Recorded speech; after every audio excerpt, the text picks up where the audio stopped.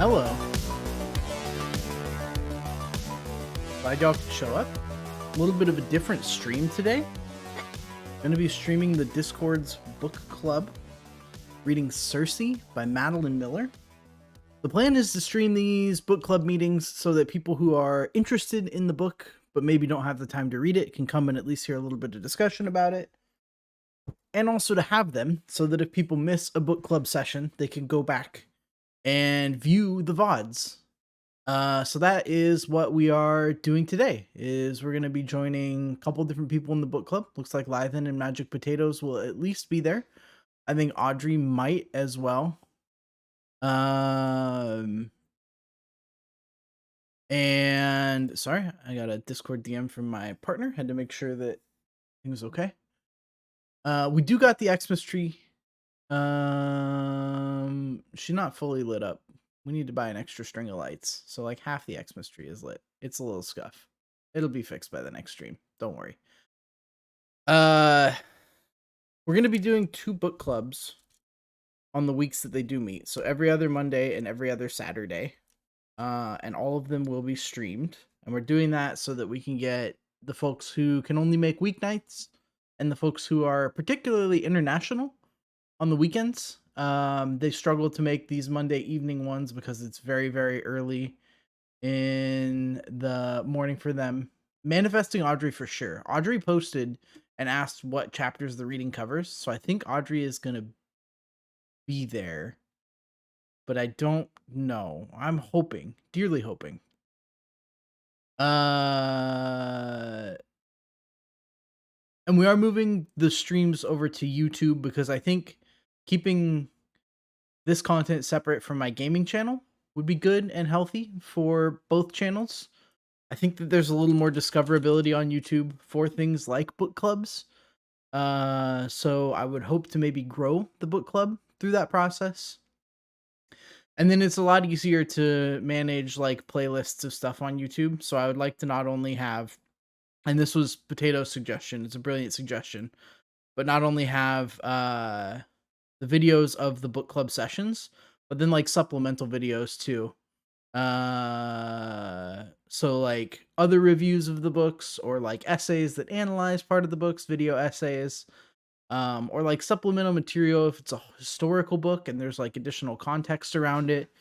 That kind of stuff can also be put into the book club playlists, which is a really cool idea. Huge shouts to Potatoes for that.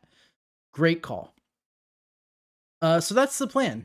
This will be the only book club meeting on Twitch, barring any sort of technical difficulties. We were supposed to start with YouTube today, but I found out that you have to wait 24 hours after you activate your YouTube account for live streaming before you can actually stream to it. And I only did the activation today. I was getting everything set up on my lunch, and yeah, found out that there's a 24-hour delay. So starting Saturday, these will be on YouTube. This VOD will be downloaded from Twitch and uploaded to YouTube as well. I think that's kind of all the preliminary stuff that I need to cover. Book is kind of heavy. Tragic, deals with some things that, like, if you're familiar with Greek mythology, will probably not be a surprise to you, but they are kind of rough. So if you want to see content warnings for Circe by Madeline Miller, !CW will link you to a website that tracks content warnings for books that have the full details of what will be covered today and throughout the course of this book. It's on the screen as well. You can see it right here. I know how directions work.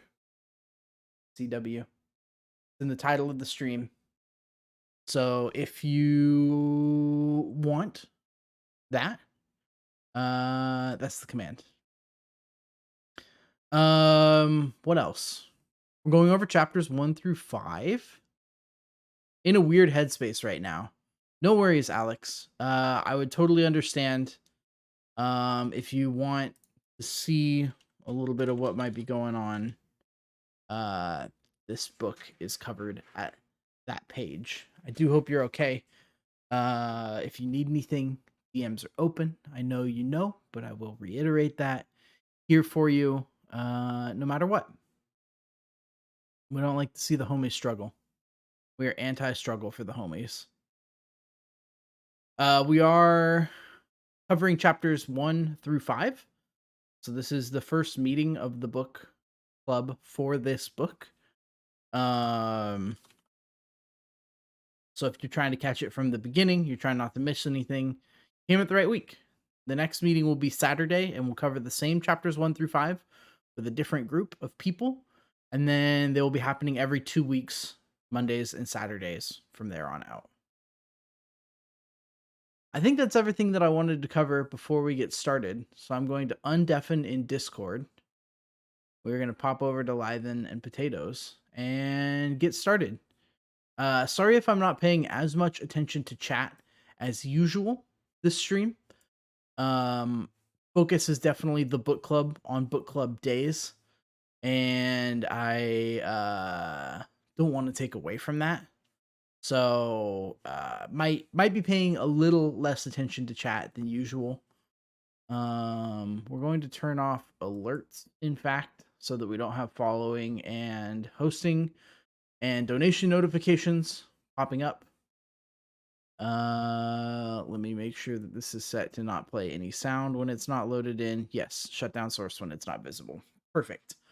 And that's all. This is the third time I've said that's all, but that's really all. We're gonna hop into Discord. Hello.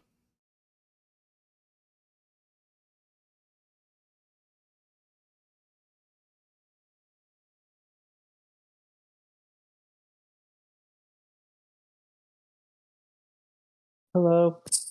Hey, how's it going? Ah! Yes, exactly. Turkey Day's coming up. It is. I'll say that. So I'm gonna eat well. That's good. Do you usually spend it with your family? Yes. Awesome. Um, my family typically hosts Thanksgiving. Gotcha. So all the Mhm. hubbub is at your place. Yes. Yes. That can be nice. Mhm. It can also be a little chaotic. Yeah. No, for sure. um, so many years of preparation, and honestly, we still help out. Yeah. Um, yeah. We don't like before. We typically have to make two turkeys, but considering this year and everything that's happening. Yeah. That's a Less big prep work group. for our 2 mom. turkeys is, Yeah, that's a lot of people. yeah, it is. But I've always known Thanksgiving to be that big of an event, so I Sure. always find it quite fun. Definitely. Yeah, I It know was always most. smaller for us, but it was always really consistent. We'd go over to my grandma's house. She would do the brunt of the cooking. We would Mhm. help with, like, day of prep, and then everyone would take home leftovers because it was just, like, her and her husband who both aren't very big eaters. So it was, like, very routine, you know? Kinda the same thing Yeah. every year, which was alright. I'm down with it. Mhm. Yeah, I guess. Yeah, that's nice. What's your favorite dish for Thanksgiving? So my grandma, who unfortunately passed away this year, so it will no longer be a Thanksgiving staple, but I might start making it in her stead, Oh. makes incredibly good deviled eggs, and I would eat those things by like the handful. They were like always the thing that I looked forward to the most. Mhm. But I know they're not like a super traditional Thanksgiving dish. So I think if I had to go with like a more common Thanksgiving dish, I would say maybe like cranberry sauce is really good. Like even the canned stuff I really love. Mhm. I think it'd be amazing to taste such an amazing deviled egg.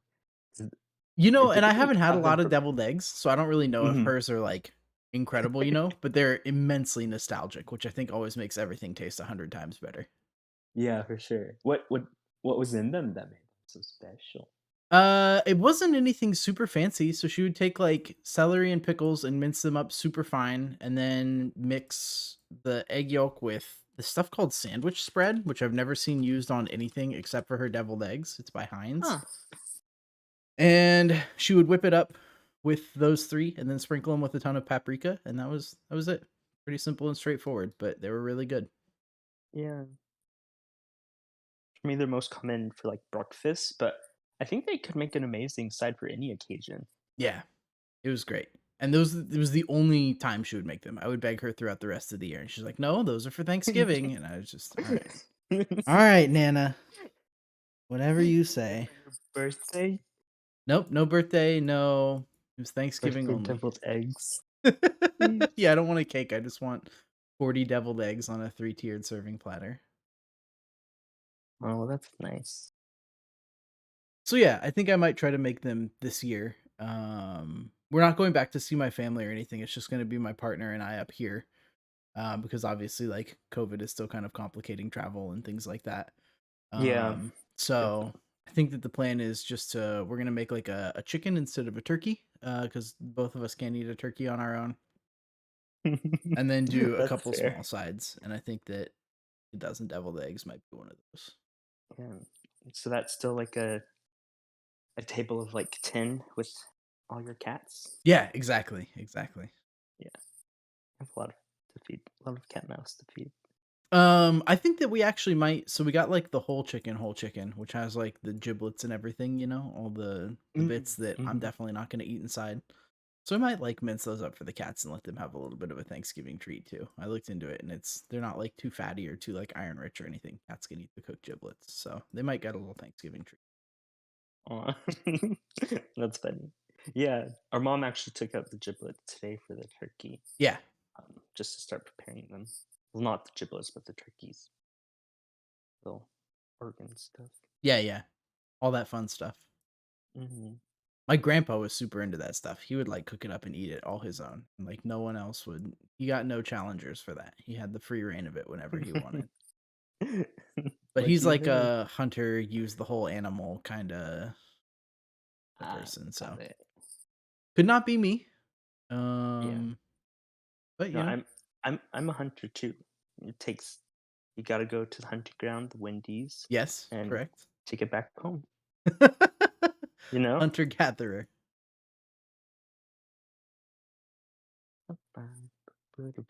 Is it typically cold during Thanksgiving? I'm assuming so, because you're in I'm up in Seattle. Seattle. Seattle. What was your question? Sorry, you cut out a little bit. Oh, sorry. Is it typically cold? It's I mean, like, I've lived in Washington my whole life, and so, like, Mhm. it's quote unquote "normal" to me, right? Like, it's not cold or hot, it's just, like, our regular weather, but it'll be, like, I don't know, in the 50s probably. So, Okay. chilly, but not, like, freezing. Yeah. Where are you at? I totally forget. Georgia. Yeah. Georgia. Mhm. How is So the weather there it's around Thanksgiving? it's always you can never tell if it's gonna be hot or cold, That's which, fair. um yeah, which, I mean, has plus and benefits because you dress up in, like, warm, traditional, like, Thanksgiving, flannels and, like, sweaters, and Sure. then you find out it's, like, 70. You're just like, "Great, I'm Everyone sweating sweats inside." together. Yeah, um, typically, I think our Thanksgivings are more on the warmer side, though I'm Sure. sure we've had some cold Thanksgivings. Yeah, my dad lives down south. He lives in Alabama, and it seems like especially the last couple years, the weather's been particularly volatile in like the late fall, early winter. I mean, I guess the whole world really is like this right now, though. True, true. Yeah, hard to avoid, unfortunately. I don't think we're gonna get Audrey if she hasn't shown up at this point. Hopefully, maybe she'll make the Saturday meeting, but I think we could probably get started if you're ready. Me? Okay. Uh, you got the book, right? Like, I want to make sure that Yes, I'm not okay. Cool. I have it. And you were able to get all 5 chapters in. Yep, yep. Perfect. Because if not, we could do like shorter. I've read all 5, but I'm down to do like the first few. If you haven't gotten there, but if you're ready, then even better. Sure. I feel like there won't be, at least from my perspective, not much to talk about in terms of like, oh yeah, this made me feel this way, or um, I don't know, deeper analysis, in my opinion. This Just book, because it is the beginning of the book. not only that, but Um, this book feels a lot more straightforward than Brave New World did, right? Like yeah, Brave New for World sure. was pretty dense, and like every page had like a lot to go into. And this Hmm. book isn't simple, but I think it wears a lot of itself on its sleeve, right? It's not like there's not a whole ton of like metaphor that everything's laid up in, and so far like the plot lines are very clear and all kind of like resolve within a couple chapters of starting. I guess that's a good Yeah, place to start. Do you want to talk about your general feelings so far? Give like a high yeah. level overview of what you think of the book? I am really. liking the book. I think I'll start with that. Um, Considering I'm a big nonfiction person in Mhm. terms of novels, I really like nonfiction. Or no, sorry, not nonfiction. I like um, fictional settings that take place in like real places. Sure, like a So the historical story fiction could kinda be, thing. yeah, or the story could be fake. However, like they live in planet Earth and have like real life stories, Yeah, like novels. So so getting into, I would say, a fantasy book. I hate calling it fantasy because it's based off of Greek mythology. right. Um, but more so in this realm of books, I'm like really happy to go back into because I'm like, oh wow, I missed how fanciful magical worlds could be Mhm. and how engrossing they are. Just letting your head like wander. It's like, oh, it's like what would life be like if magic were real and things like this. Um, I will be the first to say though that names in this book is going to be such a problem with me. I already have difficulty keeping up with like regular names um, in books, but when you throw in these, you know, Greek names, I'm just like, yeah, I'm gonna forget that Sure. on the next page. And there's a lot of It's, characters so far, right? We're like 50 yeah, pages in, and we've probably had like 10 or so people that have had more than a page that have been talked about. yeah. There's a lot. But besides that, I'm really liking how I really I think I could see the storyline of Circe playing out like in the beginning. She's, you know, she's not accustomed to feeling anything but like being essentially like privileged in terms Mhm. of no harm, you know, always having anything supplied for her. And then slowly at the so I read more than chapter six, so hold up, let me see where the chapter five ends. So we just Um ended with her taking the flowers and right. putting them into Scylla's bath. Okay. Yeah, I was about to spoiler. Uh-oh. So but seeing this journey is like, oh, I could definitely see how an author could see this tale of Circe and then write a completely not different narrative, but a more insightful narrative according to the author Totally. of a god relating or possibly gonna relate towards this like the problems of man Mhm. versus mortal, or no, man versus gods. Um, I'm really excited that Circe is our sinner for that, considering she has such, I would say, a polarizing upbringing that you could already see her sympathizing with potentially the humans. Totally agree. And I think that she's in Hmm. kind of like a unique place, right? Because she doesn't really feel like she fits in with the gods yet. Hmm. Uh no powers, no like seems like she's going to have no god as like a husband or anything like that. They're talking about maybe finding her like a prince or a king settling for mortals. Um really kind of detached from that world of gods and still like you said, like privileged in the sense that grew up never wanting or needing, was like never hungry, kind of got what she wanted to a certain extent, but like Hmm. definitely didn't really live in the world of the gods. Hmm. For sure. And that's so far my big thoughts about it. Great. Lyvan, do you want to go?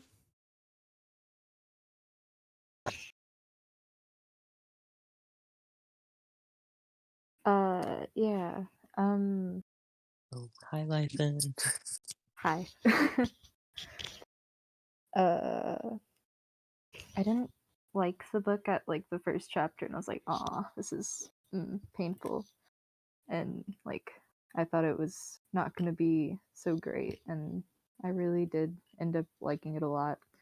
And I think it's pretty interesting how it's sort of like a typical coming of age story, but it's presented through a being who's existed for far more long than like anyone can comprehend, Mhm. and just stretched out against this like very long period of time, even though there's only been like four events to happen. Things only start picking up in chapter 5, where it kind of derails itself from a complete typical coming of age story. Sure, sure.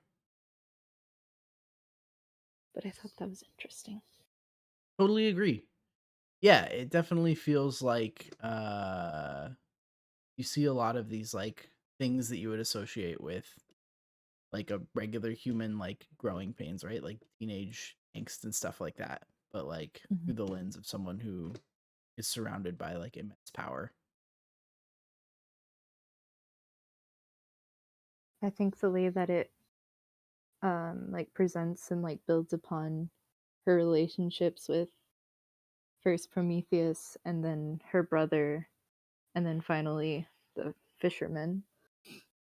I think it was very like a very like typical way of like a coming of age of like these different figures in your life who influence you and change like your worldview and then them slowly building upon each other and how that very like brief moment of her experience with Prometheus like really just like shaped how she would live for the rest of her life. Mm-hmm. And even at the end of chapter 5, how she does this act and then she references sort of the same punishment that he faced because she thinks that it's in the same vein, or at least it feels like she has taken some inspiration from it. Definitely. Mhm.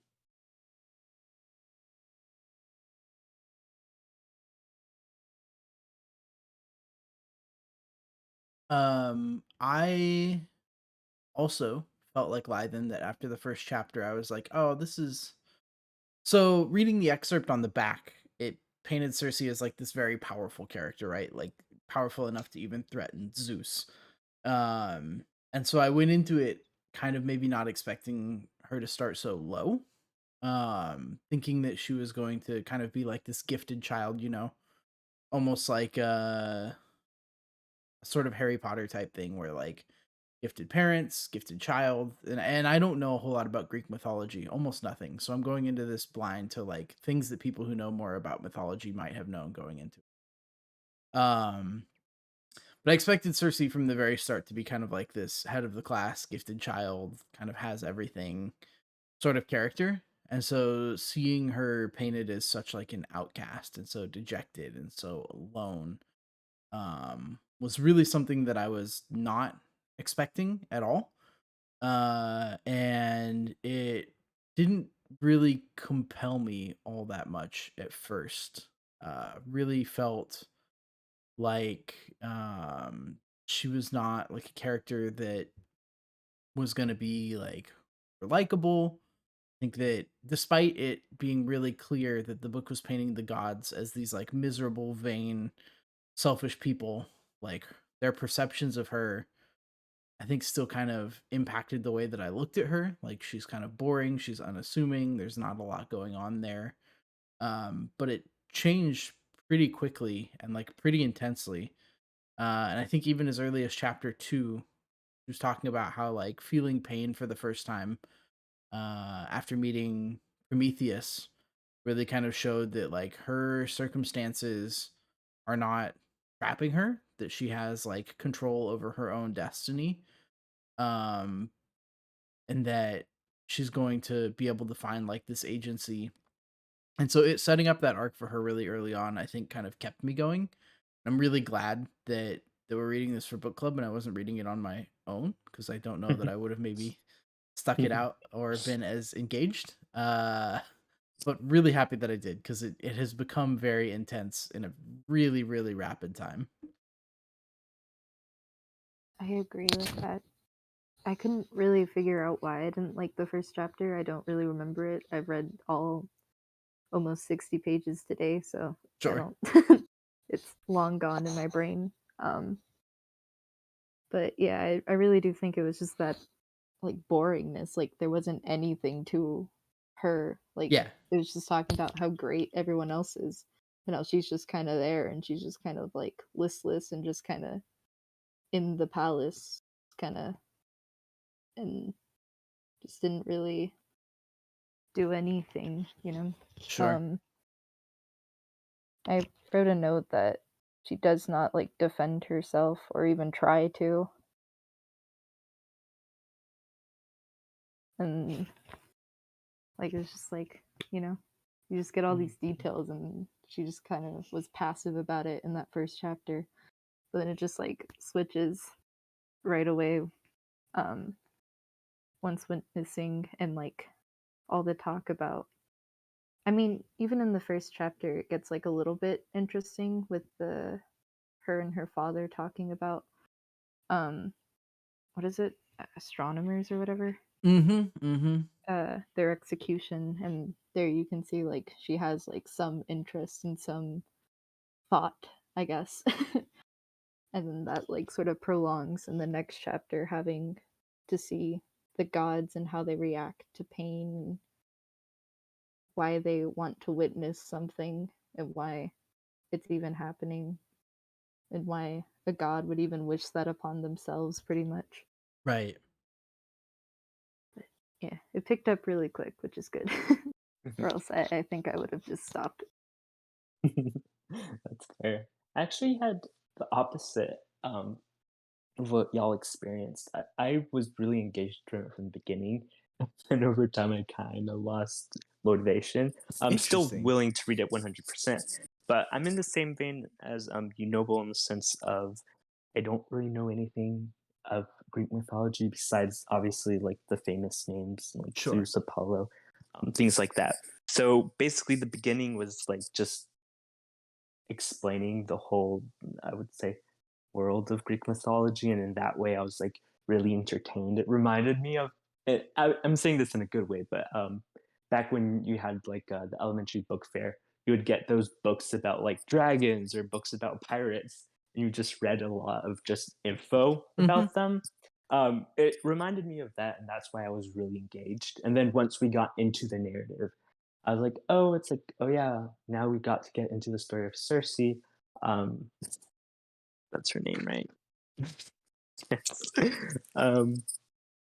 Um, and because she was so, I would say, not necessarily unlikable, but just plain, I was like, well, I don't really want to follow her through this until things started shaping up and a personality started to form towards the end of the chapter. And Yeah. that's when you're like, oh, I definitely see where the author can potentially go with her story character arc.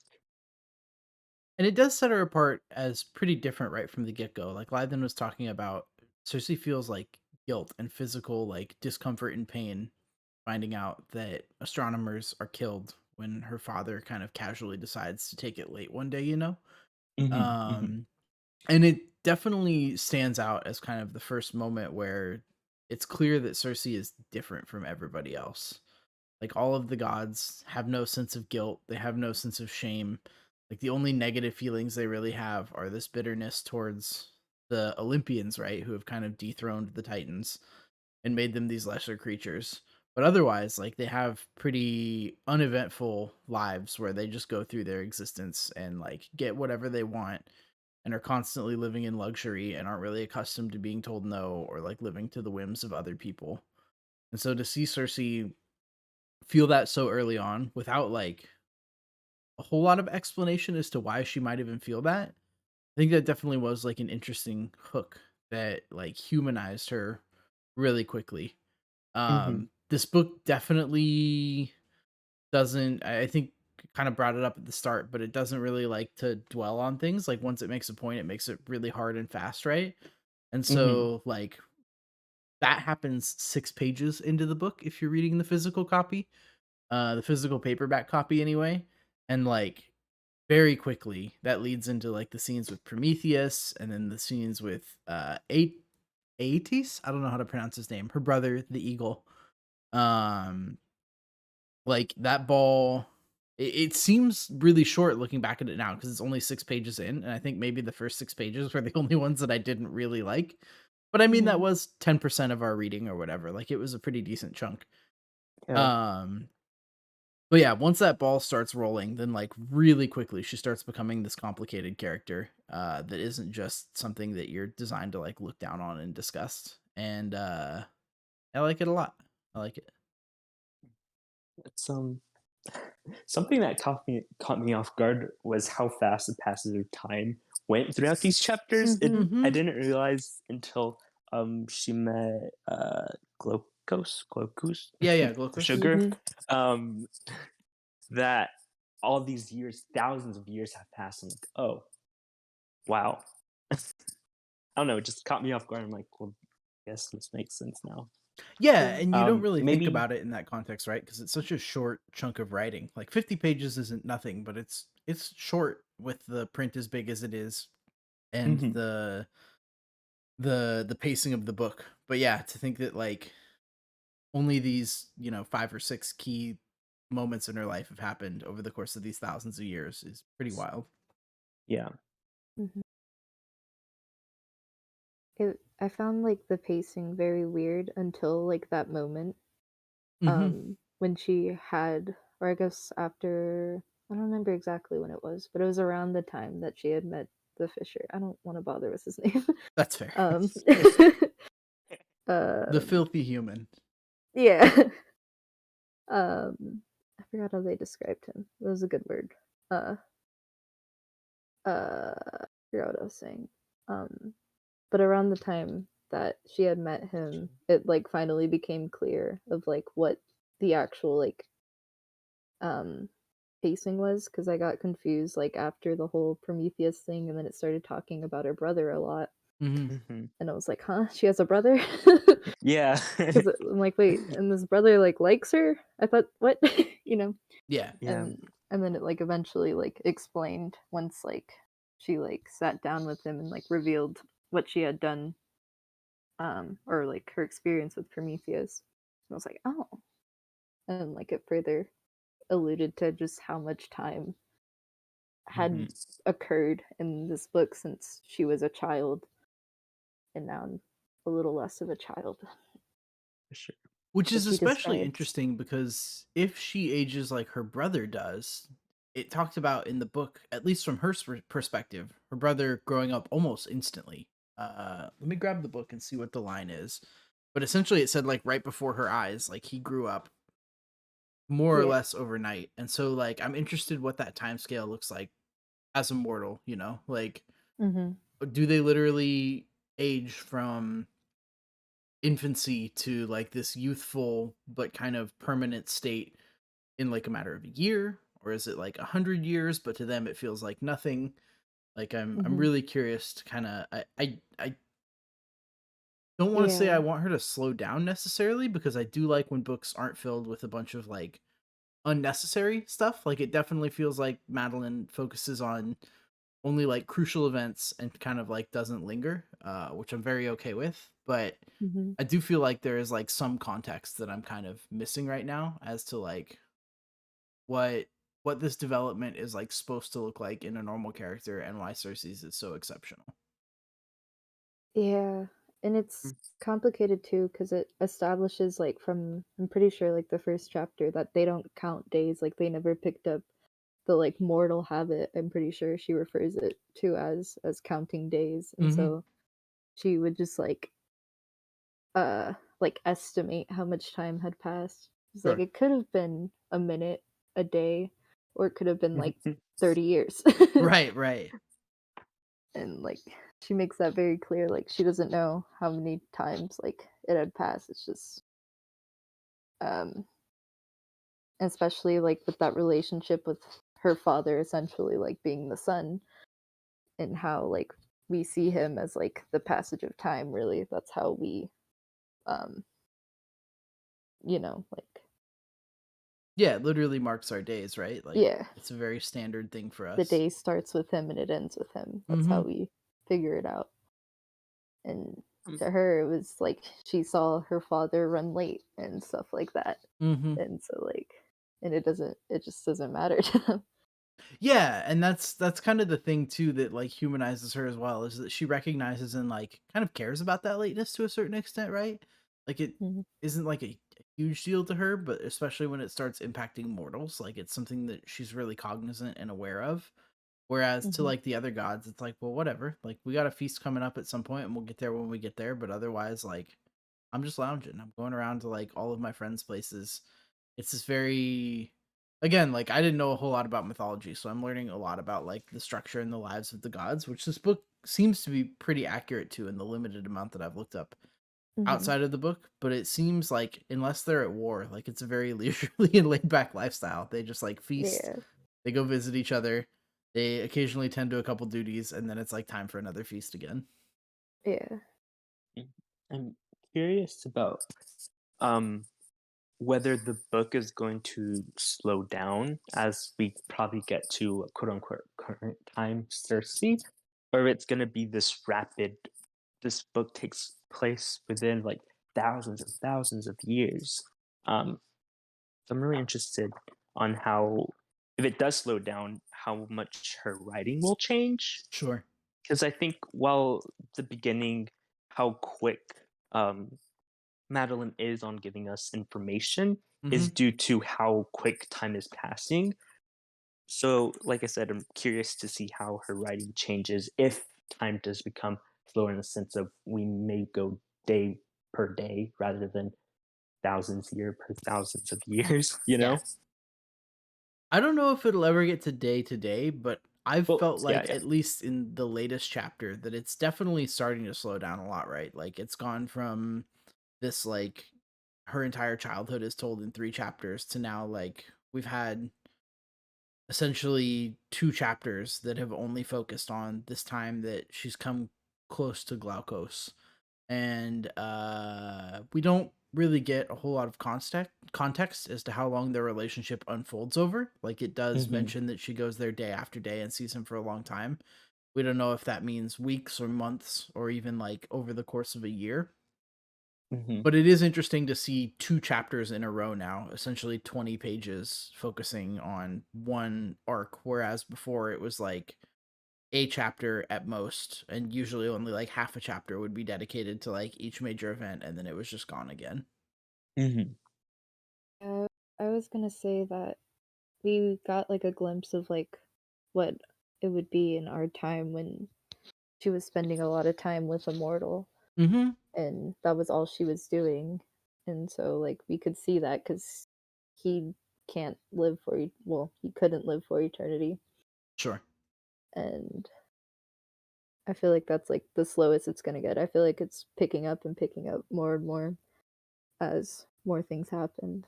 Like I just flipped a page and like 30 things happened. I was like, okay, what happened to waiting by the shore for your fisherman? The hell? Yeah, and it seems like Cersei's kind of like measure of time is tied very much to other people, like which Hmm. is interesting because like other people have been more or less nothing but cruel to her or have abandoned her, which Hmm. I was not expecting to see from Glaukos, and we can talk about this here in a little bit, his kind of unexpected trajectory at the end of chapter 5. Hmm. But like despite her essentially not feeling like she fits in and like not caring about these people and like wanting to live a life of isolation, it still does seem like, and part of it might be inherent to the fact that it has to be this way to tell a story in a book, right? But it seems like a lot of what she sees as like defining moments in her life still are very external. It's like Hmm. the birth of her siblings and then like the raising of her brother and the meeting of Prometheus. All these are kind of like big epochs in her life that really like delineate kind of major changes. And I found that interesting because like a lot of what she gets is like these internalized lessons, right? It's not necessarily because those people care about her. Like she's just like this passing character in their life.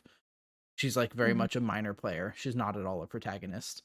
And yet she kind of needs them to propel her along her development.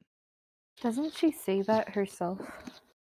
She might. I don't I remember think an it's exact right quote. after the dagger incident. She says like, I realize that I'm not like in this storm of darkness and stuff. I am not it. I am just a creature within it, or something Mhm. like that. Yeah, It's at the yeah, I end of the really liked chapter. that quote too. I'm Let sure me I go wrote it grab the down because book. it's funny. It's something like I realize that this mire and murk that I'm in is not me. I'm Yeah, I just a found part of it. it. The thought was this, that all my life had been murk and depths, but I was not part of that dark water. I was a creature within it. Yeah. Let me grab my copy of the book. I usually like to have it at my desk and just space grabbing it before a meeting started. Um super good, and that I think was that line was kind of the tipping point for me where I was like, okay, like this book is definitely I feel a lot more excited to learn about where Circe is going, you know? Hmm. Yeah, I feel like that whole scene was very interesting, and a lot of I wrote like a lot of quotes from it and like marked it down because I thought it was very like telling, just that whole The scene being event. her interactions with Prometheus, Uh, or I like think the afterwards when she was after like the alone. dagger, yeah, Yeah. At the end was of very chapter 2. interesting. Yeah. Yeah, she Yes, steals the dagger and slices her hand open. and I think like her describing herself as like an infant and like being kind of embarrassed about her new thoughts and maybe how long it took her since we don't know how old she is or what that means in relevance to her life. That she still feels like, for lack of better words, underdeveloped in Mhm. herself. And I really like the quote. I sat watching it as I watched. I found a new thought in myself, and I thought it was very telling. Just right after that, there's I don't know. I like that chapter a lot. Another thing that really struck me about that scene is that it really drives home that she is not like her peers, her siblings and stuff. Like her blood flows Mhm. red and not gold. She takes a Mhm. long time relative to how other gods take to heal up, whereas we hear like the Furies have to incessantly whip Prometheus because his back is like healing while they're doing it. Mhm. And any references to injury that we've heard so far from the gods essentially immediately heal over. Like her hand bled for a while and she looked into it and she watched like the welling blood and like felt it flow, and that was interesting to me in that like it's been obvious in the book so far that she is not like the others and that she does stand alone. Mhm. um but like this scene really drove that home for me. I totally agree, one of my favorite scenes in the book so far. Mm. I think the way that the author like juxtaposes like the different language when describing like the gods versus Circe like talking about her own like thoughts, even with like this idea of pain. She describes the gods like earlier as like you cannot understand how much a god fears pain. Like it's something that is completely foreign to them, and so Mm-hmm. they like yearn to like witness it firsthand, but not for themselves, but just to see it to another god, you know, Sure. and even other creatures And that or scene made me think beings. of, and I know Lythan that you weren't there for this book, Potatoes was, but it reminded me a lot of in Brave New World when the Savage goes and sets off and finds his own world, and the media companies find him whipping himself. He participates in self-flagellation as part of like his religious rituals, and the society kind of freaks out in response at first, but then becomes like morbidly curious and goes to watch him. They go out to his home and they gather around and like beg him to whip himself for their entertainment. And that a lot of striking similarities there where like in Brave New World their society doesn't really experience pain other than at like very designated points. And we kind of see the same thing here in Circe where like there is not a whole lot of pain in the world of the gods, so they almost like fetishize it in this weird way and they don't want to Hmm. participate in it, but they want to see other people go through it. Hmm. Yeah, And I yeah. think that just like attests more to like how she's not like them, Mhm. because she says, I found that I was not afraid of the pain that would come. It was another terror that gripped me, that the blade would not cut at all, that would pass through me like falling into smoke. Yeah, she has this need to feel the pain to kind of set herself apart. And that like really drives home her yearning for like understanding mortality, and it's Hmm. interesting because like no other gods really do that other than Prometheus, which is partially why he is cast aside and whipped and punished, is that like he sympathizes with these mortals too. Hmm. So I'm really excited to see if she follows a similar fate as him. Like I don't know a lot about Circe in Greek mythology, so I don't know like what her longer arc is or like what we're getting at here, which I kind of like going into this book blind. Um, but I'm curious to see, like, we've already had hints that the other gods are uncomfortable with the fact that she's taken an interest in this. Her grandma Mhm. raising up and getting angry when she mentions that she wants to learn about pharmaca, and them like treating her as like a fool and an outsider for wanting to like learn to teach humans to escape mortality. Um, all of this really indicates that there's going to be some complicated stuff going on with her relationship with mortality going forward in a way that Mhm. I'm very excited to see. I want to loop back. I'm curious, Potatoes, and I meant to ask you this earlier when you first brought it up, but the conversation went off in a really good direction. I didn't want to interrupt it. But you said as you're going on, you're finding yourself less motivated to read this book. Can you share a little bit about why you feel that is? Yeah, sure. Um, I think it's mainly just my attraction towards the I just have a weird liking to how I would say people who are untouchable carry themselves in Yeah. a way that it just feels very how do I put it? Girl boss. You know what I mean? Sure. Um and while I think it's gonna be still a very entertaining read and I'm still looking forward to reading it 100%. Finding her, I would say, humanity, that's what I see her doing. Hmm. It's just like, oh, well, she's just becoming more human. How is that interesting? Sure. That's just a preference, just being me being annoying. I Yeah, wouldn't not say that. necessarily Yeah. actually something that's like impactful. No, I think that that is it definitely reverses the tropes of what we're like kind of taught to enjoy in media, right? Like Mhm. we are taught to fantasize and idealize like these untouchable Hmm. things, these gods, these, superheroes. And like there's always a sense of like flawed character in there somewhere. Hmm. Um in that like you need some sort of conflict to make a story interesting. But, like, we kind of know that, like, they're gonna be okay in the end, right? Like, the superhero's gonna make it out and win the fight and beat the bad guy. Like, the god is gonna be victorious, or we wouldn't necessarily be reading the story about them. And I don't know that Hmm. I necessarily feel that way about Circe. Like, she feels relatively fragile compared to the rest of the gods.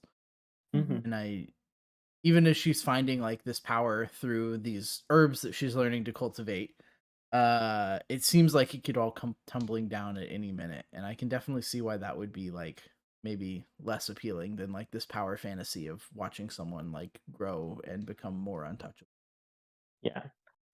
If anything, I understand the interest. Like, I totally see why people could see that this book isn't necessarily a book of Circe gaining power in the sense of strength or in that way, but more so an understanding of herself.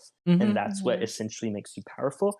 And I guess, I need a book like that anyways. So this will be my self help book. I kind of Um, forgot that like power was like something important for gods. Because Yeah. it really doesn't feel like you're reading a book about a god because she mentions multiple times like I do not share the same powers as my relatives. I mhm, cannot offer that to you. I don't have any powers. I did not do that. I have no powers of that sort or any sort really. yeah. And so it just feels very like human, like her wanting and like wanting to understand that sort of way of like living, and just each like relationship she builds like got closer and closer until she like finally met a mortal, and then she turned him into a god, and it did not work out in her favor. Did not go great. And now Yep. it kind of feels like she's a little unhinged. Hmm. um Ready to see and her I snap, and I do am feel like, excited. sorry, what? Okay. Nothing, nothing. My bad. Go Okay. on. um but I do feel like it's um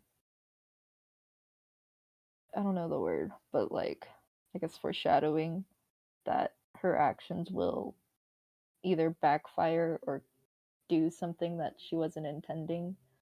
Um, but in the last like bit of the reading, I'm pretty sure it says like I will do evil things. Mhm. Just I don't care if I get tortured. It'll just only prove my love for him even more. Just like, Yeah. oh, okay. uh, all right. There's this is it it's a screenshot of some post maybe on Twitter, but it's like um main girl character in a movie does something crazy heinous and then it's like the gays like yes slay queen and that's the vibes I'm getting. Right. um but I also found it really interesting. Again, I know nothing about Greek mythology, but the way alchemy is how I'm calling it pharmacus, that Yeah, word Pharmaca. is seen as like an innate magical ability rather than like a medicine that anybody could use. Mm. I think that's really. Oh wait, am I spoiling it? Catch that. Uh-oh, spoilers? Let's rewind. No, How Oh, no far in have you made spoilers. it? Um, chapter 8. So not Gotcha. too far. I mean, Sorry, that's a pretty not decent chunk. necessarily. No, you're uh, totally fine. You're totally fine. yeah. Totally lost what I was gonna say. Oh, Sorry. one thing that I wanted to talk about, and I think Lythan kind of touched on this, is Circe's, at least from what we've seen, a bit of a self-saboteur, right? In that she knows that every relationship she's ever felt close in has been a betrayal so far. Whether that's on kind of a small scale where she feels like she was kind of becoming familiar to Prometheus and then realizing that like he's this super powerful being that doesn't really care about her and Mm-hmm. just needed like her care. Or it was her brother, the eagle, Aeetes, and now Glaukos. Like she's letting herself consistently get close to these people and thinking that they value her a lot more than they end up doing so. Mm-hmm.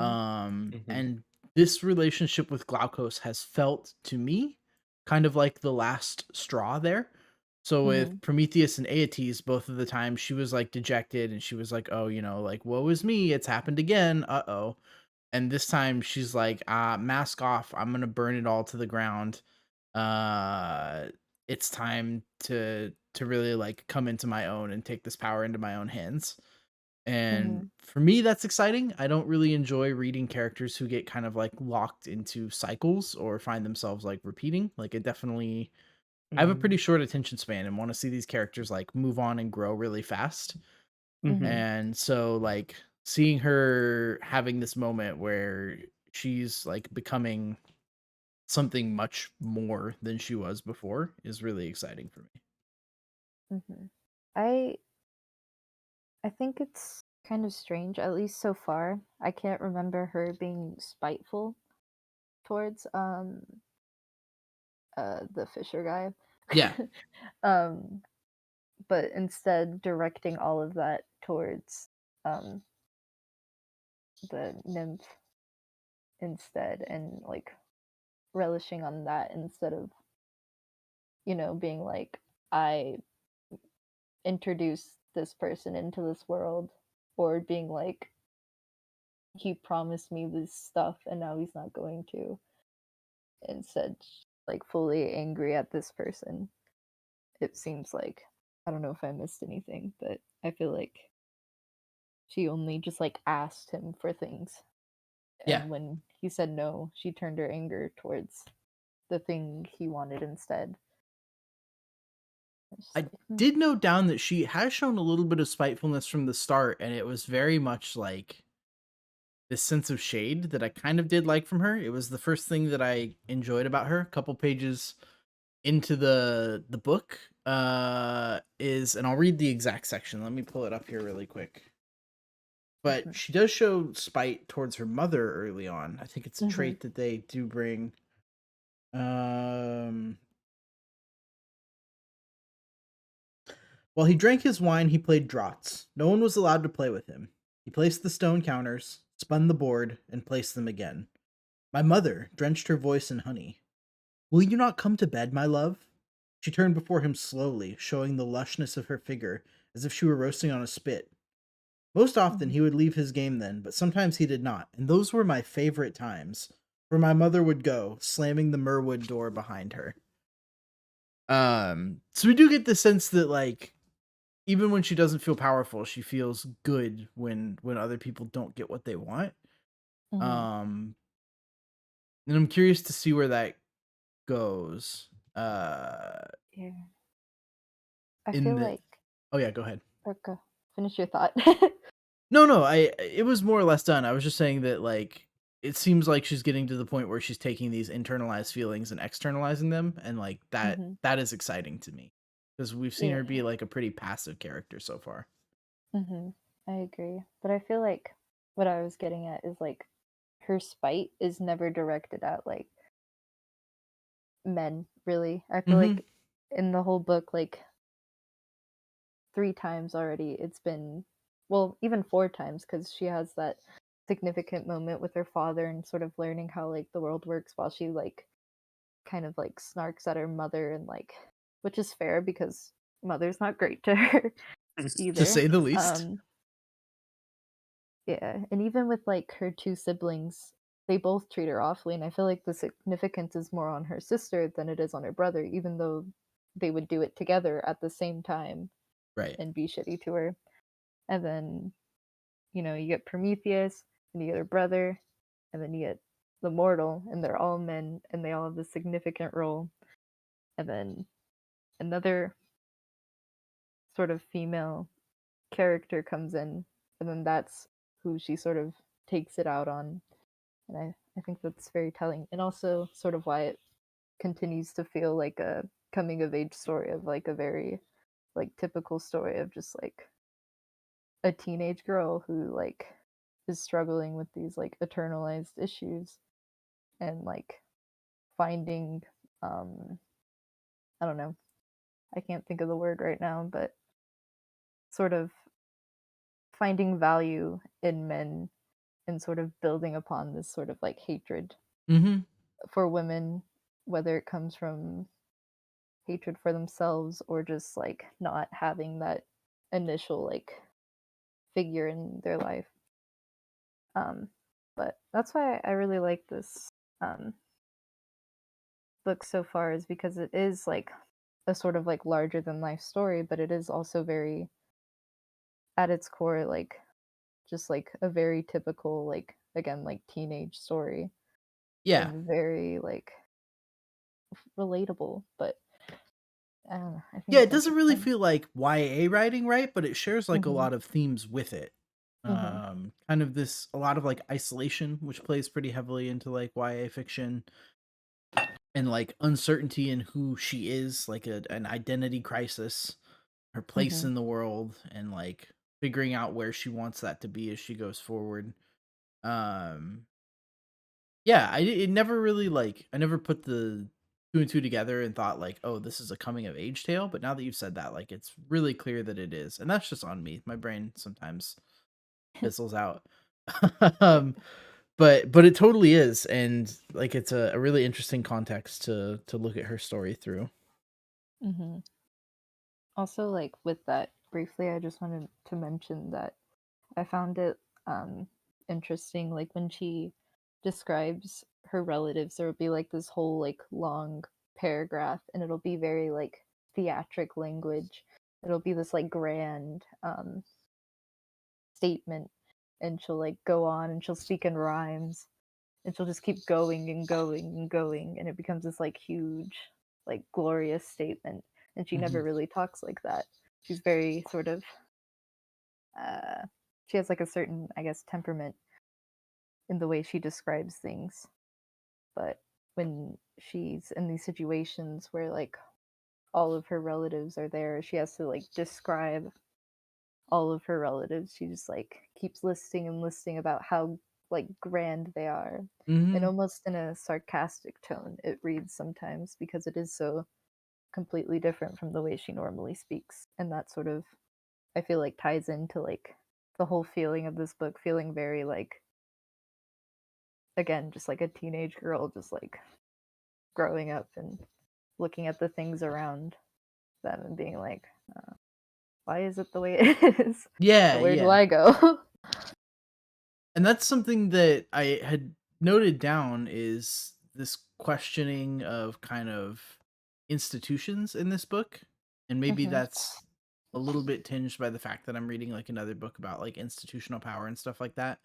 But it's Mhm. like obviously a very patriarchal society, right? Like Mhm. all of the power and the glory and the riches descend from the men and are gifted to the women. And she talks about the chain of fear. Oh, I Mhm. got a follow bot. I'm gonna be famous. She Gotcha. talks about like the chain of fear and how like power in her society descends from like this sense of respect. And Mhm. I'm gonna try to put a pin in that thought for like 10 seconds because I want to talk about Glaukos a little bit and her first interaction with him. But there's very much this sense of like tradition and organization, and like everything flows from one place to another, and she sees it and doesn't like it, but in some ways does still like benefit from it. And that was what I wanted to talk about with Glaukos, who knows almost immediately that she is a god and treats her with reverence as such. uh He's scared of her, and she realizes that even without opting in, she's part of this chain of fear. I noted that this is like an institution that is inherent to her position in the world. Mhm. And she doesn't really have a choice, right? It's just like baked into the way that the world works. Um, what was that? Oh, I just said, mhm. Mm. Sorry. And I thought that it was maybe interesting that Glaukos is kind of the first person who's given her time of day, right? And like cared about her.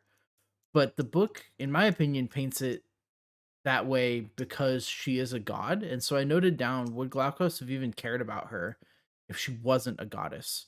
Like if he had just come across her normally and she hadn't revealed that, or he hadn't felt like this sense of power and fear, like would he have treated her any different than anyone else in the book has so far? And obviously that's something that we can't know the answer to, but I do feel like this is a situation where like she is benefiting from her institutional power, even though she doesn't like the institution and criticizes it deeply. Mhm. I think she's a bit self-aware of that too because I think um at one point he like bows to her and like praises her and stuff, and she says, is this what all the gods like want and look forward to and like Hmm. live for? Was that it? And she goes on to say, I feel like he did something wrong, or that I did something wrong, Yeah. or did not do something right, or something like that.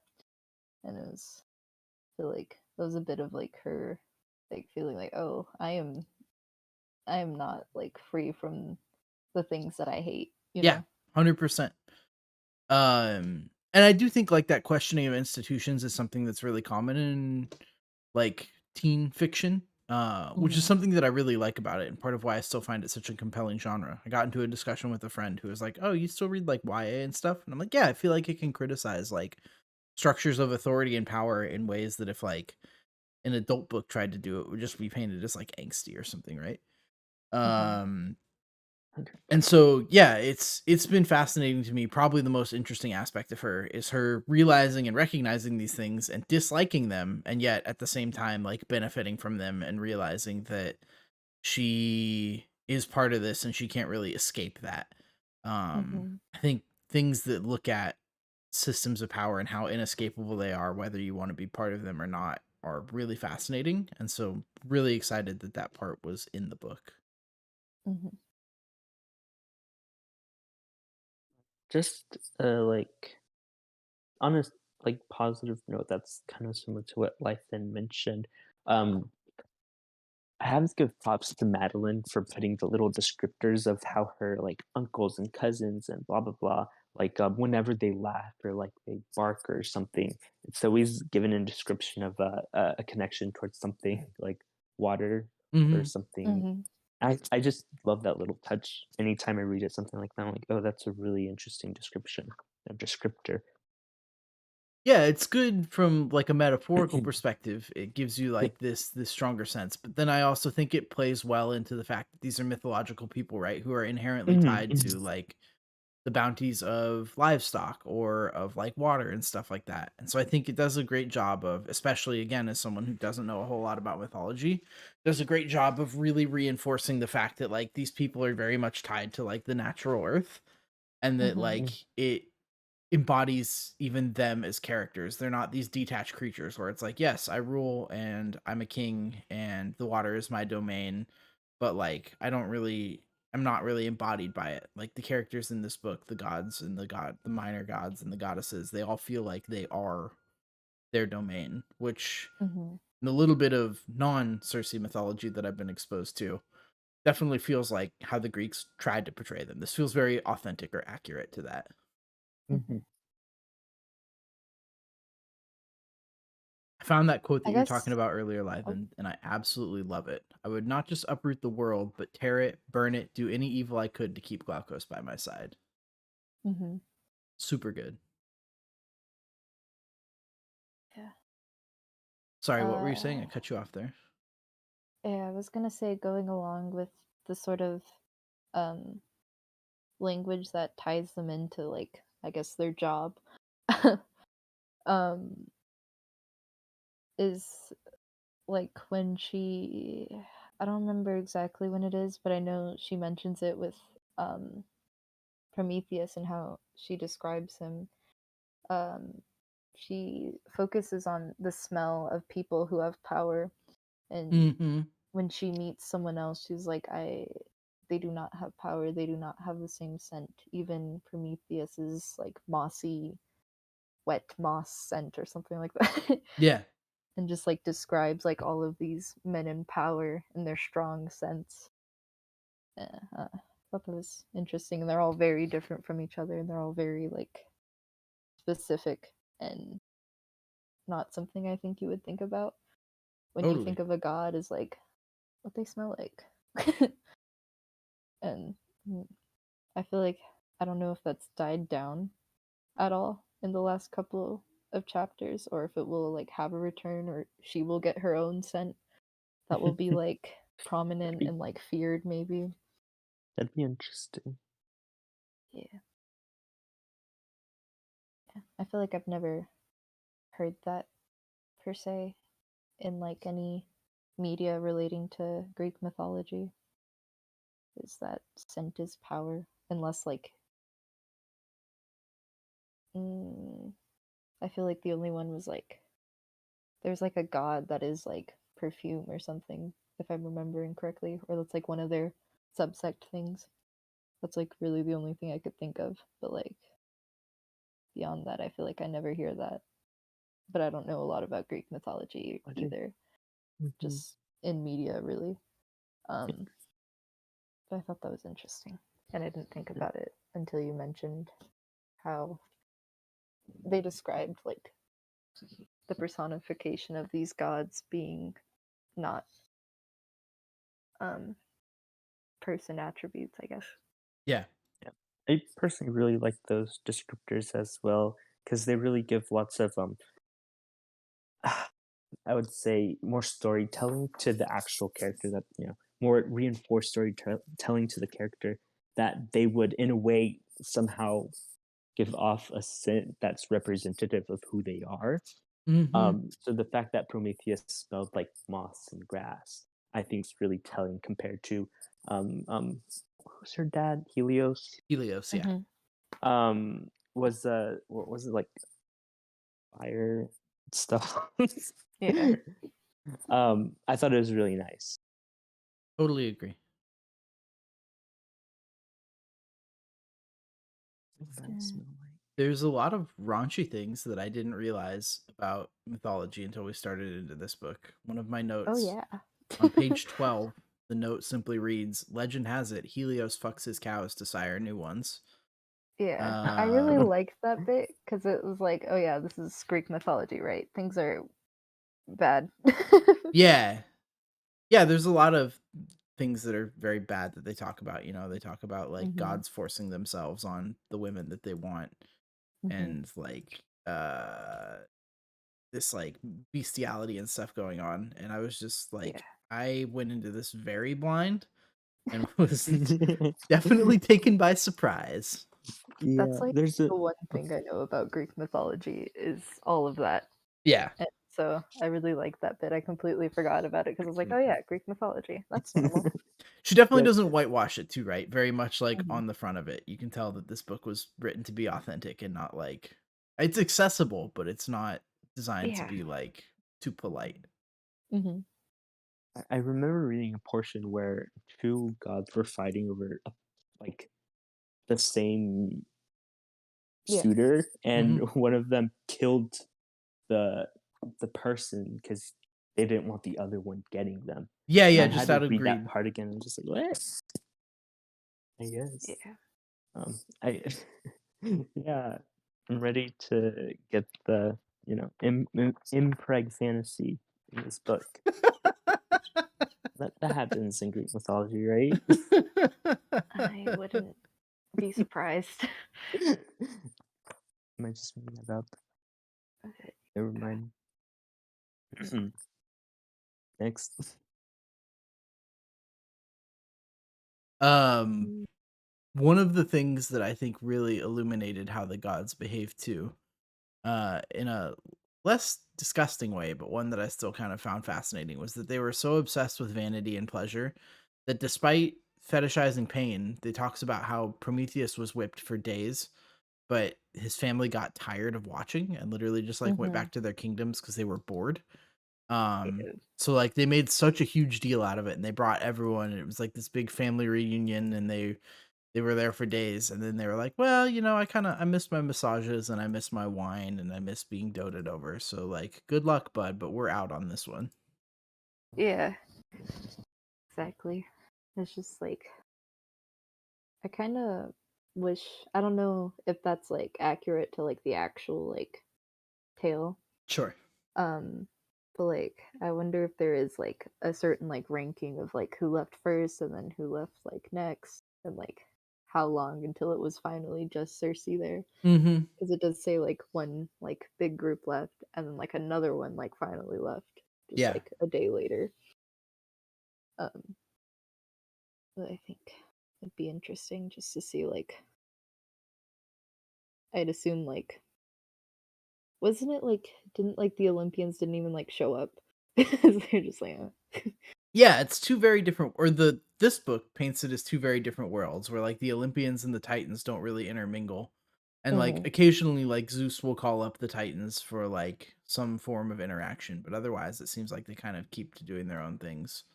mhm, And again, like I don't know how well that overlaps with regular mythology, but yeah, that was really interesting to me is that there's like these old gods and these new gods and there's very clear divides between them. And I mhm, think that it is kind of the tendency of stories to focus on like the newer, more powerful kind of people, you know? I think that again, going back to that whole like power fantasy thing, yeah, like when you hear people casually referring to mythology, it's always like Zeus and Apollo and like these Olympians. And so yeah, the Mm. focus on the Titans and they're like, despite being literal powerful gods, like them feeling like they're getting shortchanged and whatnot is mhm, it's been like a really interesting angle for sure, I think. yeah, and this I really like that um angle to it because it's sort of like the same draw that a game like Hades has, and it shows that like divide in Mm-hmm. the thing throughout that, and even like the protagonist is not a known um like there's a whole bunch of characters that are like put into the forefront that don't have like a lot of clear stable like mythology like this is their story, Yeah. this is what happened. It's kind of like these might be the same two people, they might not be. um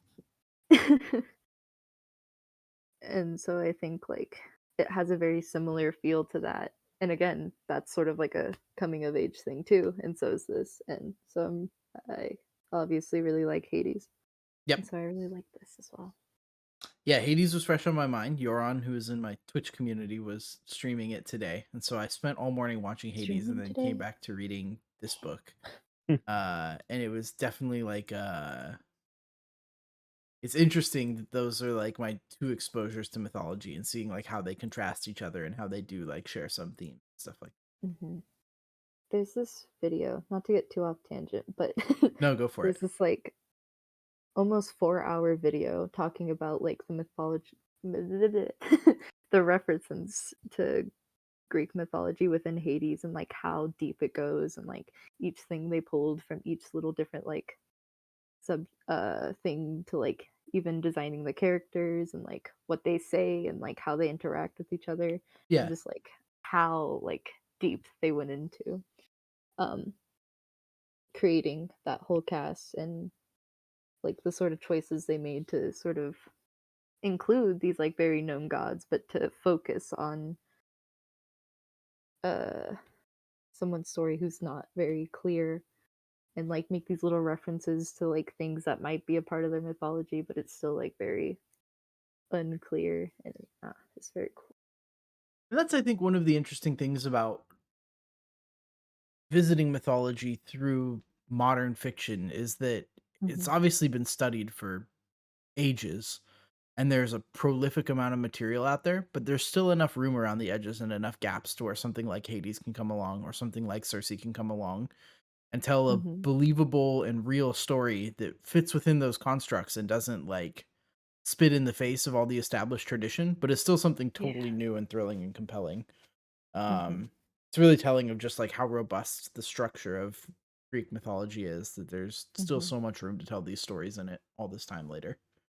Yeah, and I think that's just like sort of the thing is that like maybe before everyone was focused on like just the Olympians and they're like, oh shit, there's all this other stuff too. Mhm. And Mhm. like now that's finally getting like fleshed out further. I think that's really interesting.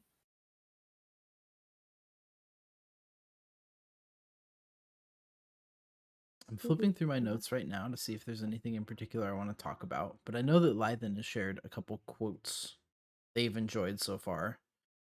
Katos, did you take any notes about quotes that you like? No quotes that I wrote down. However, the quote where she talks about the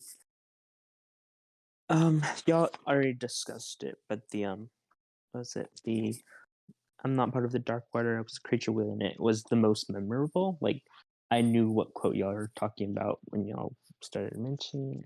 Yeah. Um, Hmm. but besides that, nothing that necessarily stuck out to me. I took 3 down. One from chapter 2, which was very short, and it was when the Titans were discussing Zeus still being in power and how they thought that Helios should lead an uprising Hmm. and take power back. And Helios said Zeus is doing a fine job of ruling.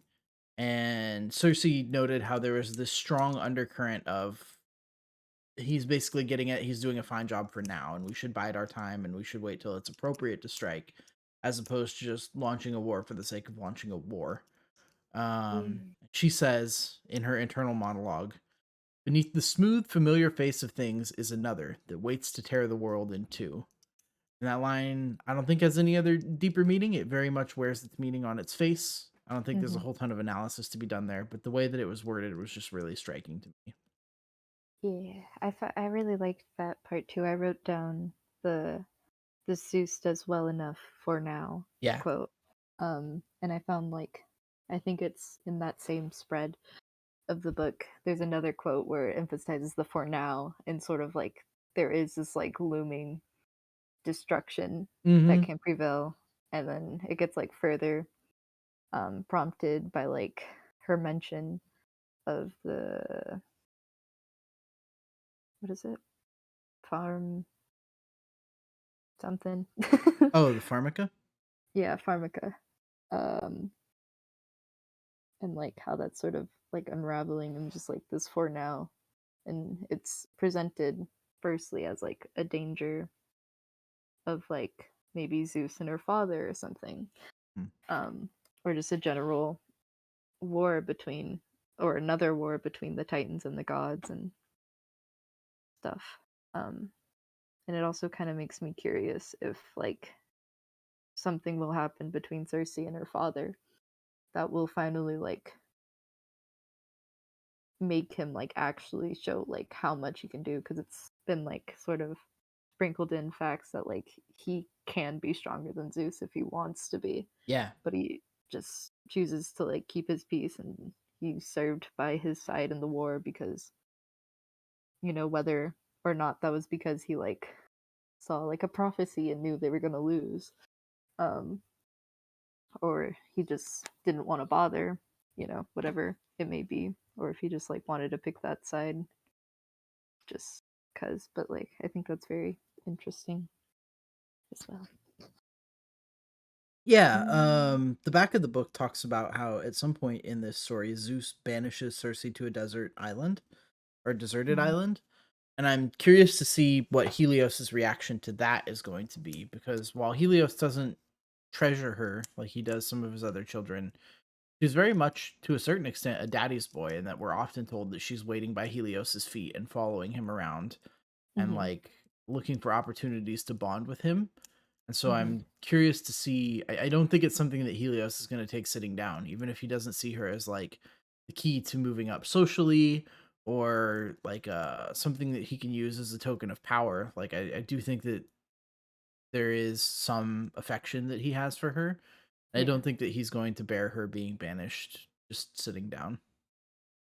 Yeah. Although the latest developments with him are that he's kind of retreating even further into himself and that he doesn't pay attention to his family at all. So I don't know necessarily where his path is leading, but it seems like his relationship with his kingdom is going to become very complicated soon. Mm. Interesting. Mm. Uh Great line about like the duality of like good and or fair and unfair. In chapter Mhm. 3, Circe is talking to her grandmother. Uh, what is her name? She's got a very Greek name. I'm sorry, it must be in chapter 4. Tethys. She's talking to her grandmother, Tethys, Mm. and says, "That man," I said, nearly choking, "he will die." Her stool was oak, draped with the softest weavings. The yarn in her fingers was a river stone green. She was winding it on her shuttle. "Oh, granddaughter," she said, "of course he will. He's mortal. That's their lot." "It's not fair," I said. "It cannot be." "Those are two different things," my grandmother said, pointing out that Circe kind of has this very one dimensional view of the world where, like, Mhm. things are fair or they're not, and they're right or they're wrong. Her grandmother basically says, like, you don't see the nuance between something not being fair and something being impossible to be fair.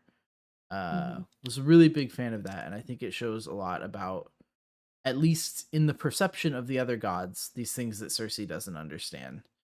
Yeah. Um, I don't know that it's necessarily a bad thing that she conflates those Mhm. two. I think that it brings a lot of like complexity to her and shows that she cares a lot more about like morality than maybe these other gods do.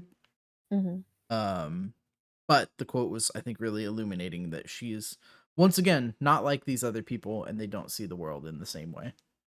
Yeah. I felt the same way towards that quote, and it sort of, I think she mentions again later, or maybe before that, how like even after Prometheus had explained it to her, she did not understand Mm-hmm. until like it occurred to her that she could lose something, um that it wasn't just like these beings Yeah. that were just like so far gone. And then even like I don't remember if it was before, it was before her meeting, but when she went to the wedding and she saw all these mortals, she was just kind of like, that's it. Prometheus said they were all unique and like different, but I just see like a crowd of undistinguished people, um, until she had met the fisherman. Yeah. And I think it's interesting. There's something I wanted to say about that quote, and I don't remember what it was. There it goes. Uh, Lost in the wind. um, uh, uh,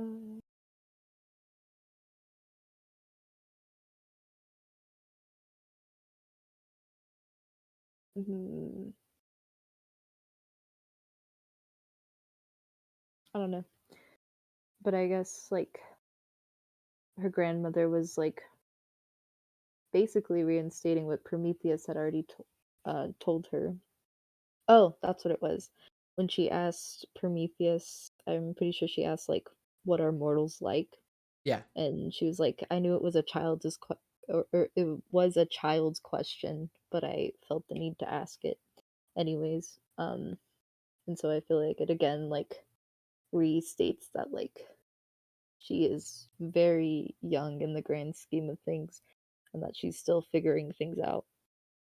Um, and sort of building that relationship, and maybe it's slower than the other gods, or maybe she just has a different um priority to it because she doesn't have like a foreseen future or anything like her siblings did, and so she just had time to sort of dwell with these things. Yeah. um I think that's neat.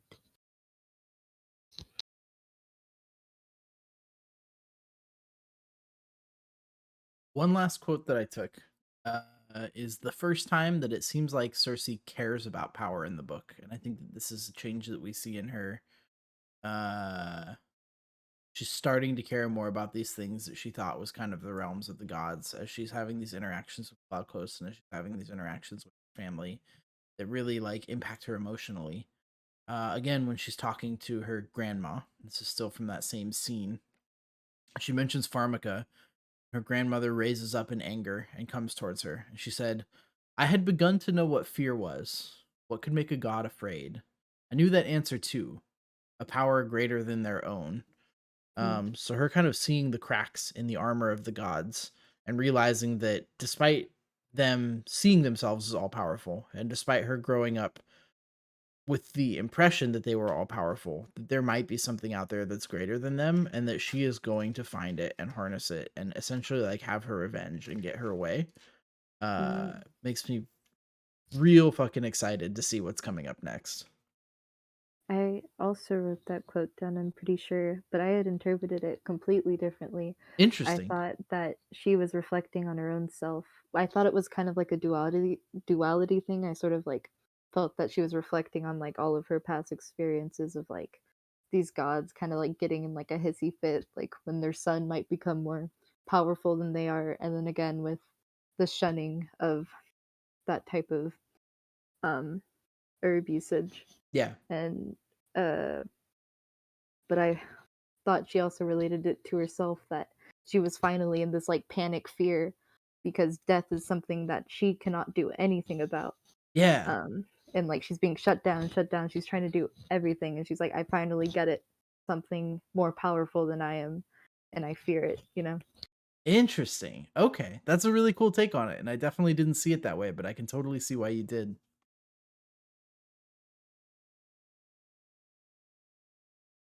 Tatos, do you have any thoughts? No, nothing particularly more insightful than anything y'all said. Fair. It had just been a second since we heard from you. I wanted to make sure you were feeling heard. That's all that I had noted down for particular discussion in my notes. Did anyone else have anything, any questions that they had, any like lingering thoughts, things that they're looking um forward to coming up they wanted to talk about? I have stuff written down, I don't remember what it is, and I can't read it, so give Oh. me I wrote in pencil, and I'm in like a dark room, Oh, yeah, yeah. and so I just gotta shine light. Um. Oh yeah. In chapter 4, I just wrote down why lie about her age to Glaukos, and I never really saw that like resolve, or like at least not yet. Mhm. It's still just like hasn't been like really a thing, and now he's a god, and so like what will become of that, and like does it even matter anymore? And there's such like a, I feel like that was a very like drawn out thing, and for it to seem like it has no significance now. I just wonder what that is about. I wrote that like right when it happened. Yeah. So now seeing what has happened now, I'm like, oh. Yeah, I Yeah. Um took that as being kind of indicative of her being willing to do whatever it took to keep him around, right? mhm. In that this is kind of before she has her Joker phase, where she realizes that like she's gonna go fully mask off and do whatever she can to like ruin the people who have wronged her. But even then, it's kind of the first sign of her bending over backwards to be like, okay, well, like if this is what I need to get this man, then I will do it. Which I'm sorry, honey. I hope that you grow out of that phase soon because you deserve better. Yeah. But yeah, I definitely noted down the same thing that she did lie about her age and that it was interesting. My take on it was just that it was supposed to show that she was kind of willing to give up on these principles, right? Willing to lose her sense of identity or who she Mhm. was to get closer to him. Mm, interesting. That makes sense. I mean, I have no idea what Madeline Miller was thinking, but that was my interpretation of that section. Yeah. That's better than anything I thought of. I just didn't think at all. I was like, what? Okay. um, um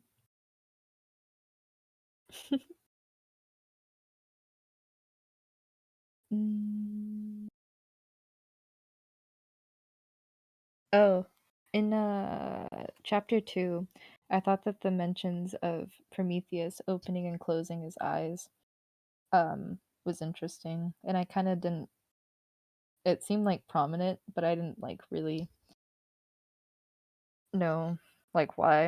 And then I Hmm. was like writing notes about like um sort of like things I was picking up on her character, and it seemed like she was very observant, and it felt like now I can see like it was finally like the kick in the door of like sort of like the first like person she sees who also is sort of an outcast and shunned away and thinks differently, and sort of changes her worldview and opens her eyes in a way. Yeah, And I was like, oh, he opens his eyes a lot. That was kind of a neat coincidence definitely. that I didn't pick up on until I wrote it down. But And eyes are something that have been pretty important throughout the story in general. Not only do we see it mm-hmm, as like the literal opening of eyes to this lesson that she receives, yes, but it's also something that is talked about when she's looking at like the relative beauty of other gods and the relative power of other gods. She sees the flames burning in her father's eyes. She sees the golden radiance of the sun in her siblings' eyes that she doesn't have in her pale yellow eyes. mm-hmm, In general, Miller puts a lot of emphasis on eyes. mm-hmm. And it seems like it's for different reasons at different points, but I'm curious to see if that continues going forward. That's true. They also mentioned the eyes of the mortal, I'm pretty sure too. That's just like she relates it to the walls of her father's palace. Yeah, So it's just like a very like connected thing throughout the thing that like sort of was mm. What you were saying earlier about his palace, or his kingdom rather, being sort of maybe at odds eventually, and sort of the role that what's his name, Glaukos, is playing now. It, it could be alluding to something, some weird connection there, that he did end up gaining his own palace, or that maybe some thing will overthrow, or that she will gain that same feeling that she felt in her father's palace now in his, etc., etc., yeah, whatever it may be. Interesting. Um,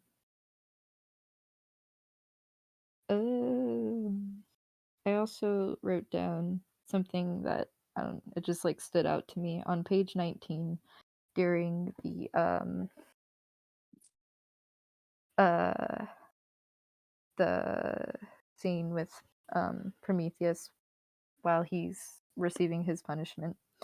It's like describing this thing in like elusive detail and really focused on the thing that is happening, and then like suddenly, just like out of nowhere, she says someone pushed at my back trying to get for a better view, and it doesn't mention it again. It just goes back to describing the scene, Mm-hmm. and like there's no other mention of like people like pushing forward or like riling up and stuff like that. Like it doesn't mention like the crowd really in that degree, in that abruptly. Yeah. I thought it was very interesting at how like that just like sort of happened, just very abrupt. It felt very out of place. Yeah, and it's not really That touched on again at all. hmm So I don't know if that just like sort of was just like a very like direct stating of like either her getting like pushed into like this very like deep-setted realization of like the people around her Mm-hmm. and what this significance or this event will have, what the significance of this event will have on her. Yeah. I thought that was interesting. Um, I was curious because I brought up that eyes are mentioned quite a lot. So we've read 50 pages of the book so far, and I'm looking at the ebook search results right now, and eyes have been mhm. mentioned 43 times, so almost once a page. Damn, that's wild, but makes sense. And not all of them are in the context of like power, right? Like some of them are like I hmm closed my eyes and listened. Yeah. Uh and things like that. But still, it comes up very, very frequently. hmm Um. Uh. I think the only thing I haven't really talked about is the chapter involving her brother. I found that really interesting. Again, the sort of like another example of the significant figure sort of like changing the way she thinks. Mm-hmm. Um, and that's very uh, apparent. Uh, when she says he would ask me questions that I had never thought of and could barely understand, like how does your divinity feel? And that whole scene of her sort of like mimicking his answer and then be like, no, that's bullshit. Like, tell me how you feel. Yeah. And then she says, a shell. And she goes on to say, like, what type of shell? What's in the shell? And she says, nothing, just air. And then he corrects her, saying, those are not the same. Nothing is empty void, while air is what fills all else. It is breath and life and spirit, the words we speak. And I thought that was like a very significant um, thing at the time that just like really stood out to like, again, this another, I don't think it's necessarily like a role model type thing with her brother, as it sort of felt like with Prometheus, that she was a lesser than to Prometheus, and that it was just sort of like this idolship of like, you did something for mortals, why would, and like you sacrifice yourself for beings who won't do anything like in your favor and stuff, and Yeah. just that sort of like idolship of like, you're someone who's like me, you know, Mm-hmm. um, but in like a greater way. Um, but I think that was interesting, and then to um, and telling of like how she feels about herself in that moment, of how she doesn't have this relationship with her power like all the other gods do. She just feels sort of like it's something, or like she's maybe doesn't have it, or there's maybe something that she doesn't understand about it, whether it's there or not. Yeah. And I think that was a cool scene. Um, And it really stands in contrast to the way that the other gods perceive it. She's talking to Tethys, her grandmother. Again, she begs for Glaukos's nets to be blessed and filled. And Tethys basically says, like, no, like he has to do something for you, right? Like he has to acknowledge your power, even if it's just emptying bottles of wine into your stream. Like there needs to be some sense of like this servitude here. Hmm. Cersei's like, not only do I not have a stream, but like I wouldn't want that even if I did. Like I just want to do this out of Hmm. the goodness of my heart. She just cannot perceive the world in the same way that the other gods do. Yeah.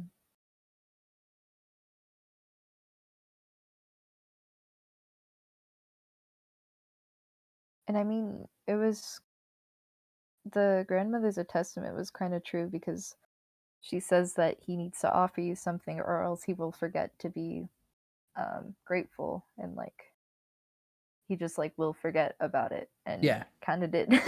true. True. He definitely I was not expecting how quick his character Hmm. gave up on their relationship. It was very quick.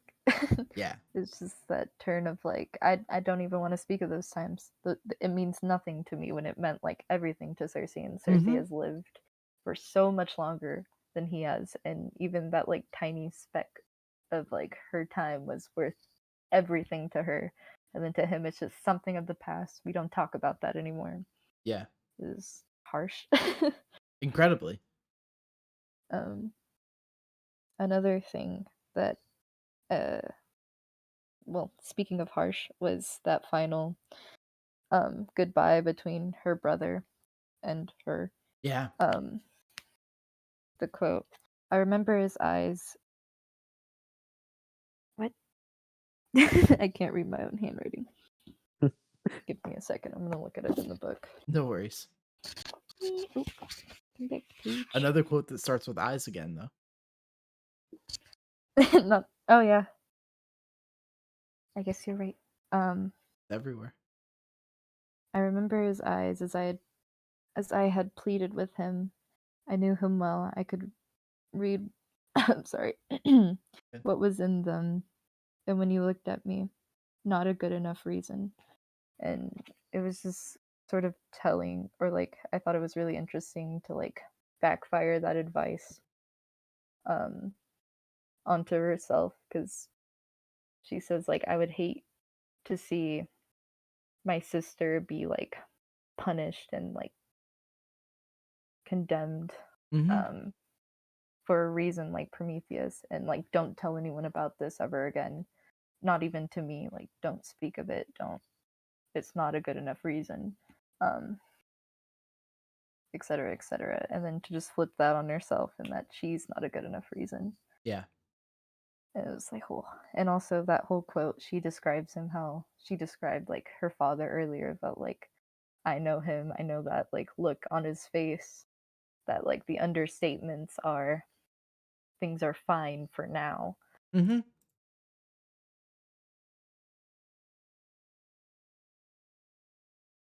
That is all, I think.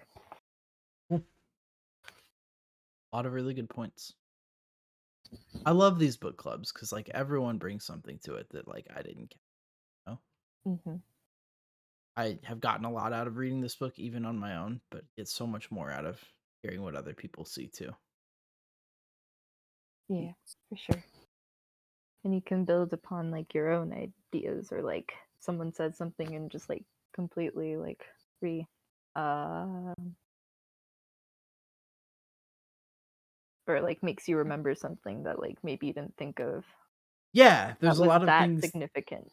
that y'all brought up that like I remember reading and just didn't take notes on because at the time it Hmm. didn't seem like something super crucial to me. But then after hearing like a different perspective that I never thought, I'm like, wow, like that line was actually a lot more important than I realized, or like has a lot more depth to it than I'd realized going over it the first. Hmm. Or even like if you did think that, but you didn't think it was just like enough depth Mm-hmm. to actually jot down, and then someone speaks about it, and you're like, I guess I do have thoughts about that. Definitely.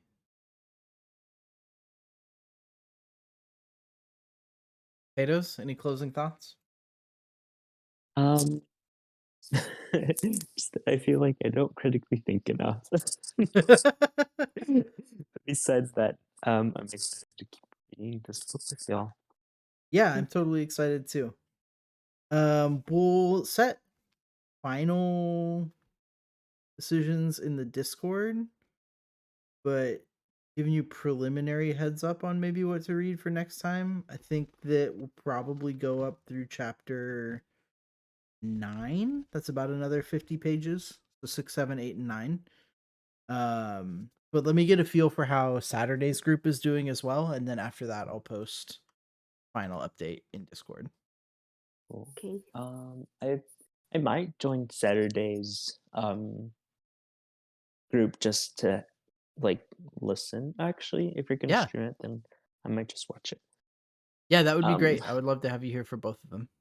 Yeah. Okay. Well, Awesome. thank you. Yeah, thanks everyone. Have a good night. You Good too. night, Bye-bye. everyone. All right, everybody. I hope that you had a good time listening to that. Cat cameo. I can do that. Nix. Come here. Oh, nope, we get Iggy instead. Let me turn off my noise cancellation. I hope everyone had a good time listening to that. I hope you got some insight, even if you've never read Circe. Maybe it makes you excited and you want to read Circe now. Come here. If you do, join the Discord, !Discord, and come hang out with us over there. Curtis, thank you for the raid, buddy. It's been a while. How you doing? Unfortunately, you're catching me just as I am wrapping up. So I'm going to send your raid along to a friend. Apologies for doing that to you. But I just finished book club and we are going to hop off and make some dinner. So we'll find someone to raid up. This VOD will be going up on YouTube in a book club playlist. Lythan, if you can remember to send it to me, I'd love to add that video on Hades mythology, that 4-hour video you were talking about, to the playlist as well. Curtis, before I send your folks along, how was your stream? What were you doing? What were you up to?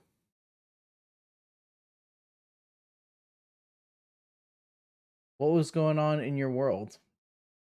For people who don't know what's going on, DBD. I love DBD. That game is super good.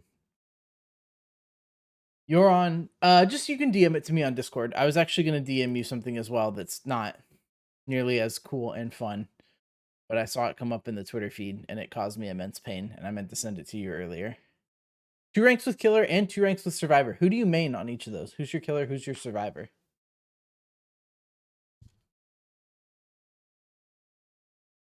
Nice Christmas tree. Thank you. Appreciate that. We put it up this weekend. I wish that you could see the ornaments and stuff better, but it is literally at the opposite end of the room. Let's go hang out with Jana. Jana's playing Valorant. As always, don't feel obligated to follow the raid if you don't want to. Myers main, that's fun. And Feng or Dwight for survivor. I've never played as either. I've literally only ever played as Bill as a survivor because my brain is not plastic and I do not learn other characters well. But both of those are really cool characters. I have a friend who plays Dwight.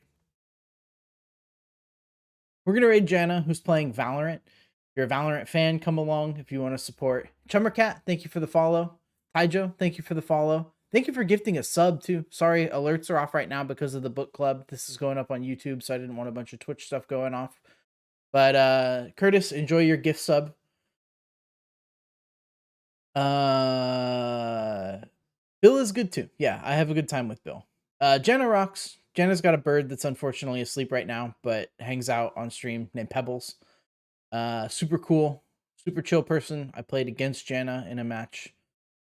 Good to catch you on as well. Again, thank you for the raid. Take care, everybody. Have a good night. I will be back on Wednesday with gaming and then Saturday on YouTube with the next chapter of the book club. So if you're interested in that, hang out in the !Discord and I will have a link to that stream once we get all that figured out. Love y'all. Have a good night. We'll see you next time.